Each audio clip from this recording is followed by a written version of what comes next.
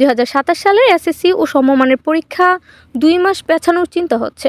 মন্ত্রণালয়ের সংশ্লিষ্টরা বলছেন, আগামী বছরের 7 জানুয়ারি থেকে শুরু করার প্রাথমিক পরিকল্পনা থেকে সরে আসার কথা ভাবছে শিক্ষা বিভাগ।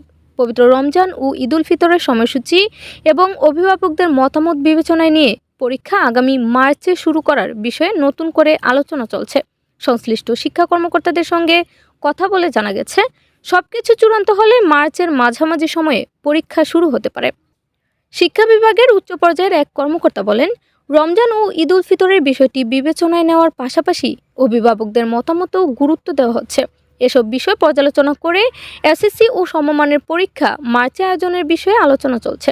তাই আগামী মার্চে পরীক্ষা শুরুর সম্ভাবনা রয়েছে। আগামী বছরের ফেব্রুয়ারির দ্বিতীয় সপ্তাহে পবিত্র রমজান শুরু হতে পারে। সেই হিসাবে রমজান ও ঈদ উল ফিতর শেষে মার্চের মাঝামাঝি সময়ে এসএসসি ও সমমানের পরীক্ষা শুরু করা হতে পারে বলে আলোচনা চলছে। তবে এখনও এ বিষয়ে চূড়ান্ত কোনো সিদ্ধান্ত হয়নি।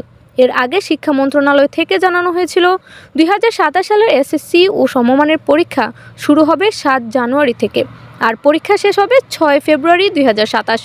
এদিকে আগামী বছরের 2027 এইচএসসি ও সমমানের পরীক্ষা 6 জুন 2027 থেকে শুরু হবে। এ পরীক্ষা চলবে 13 জুলাই 2027 পর্যন্ত।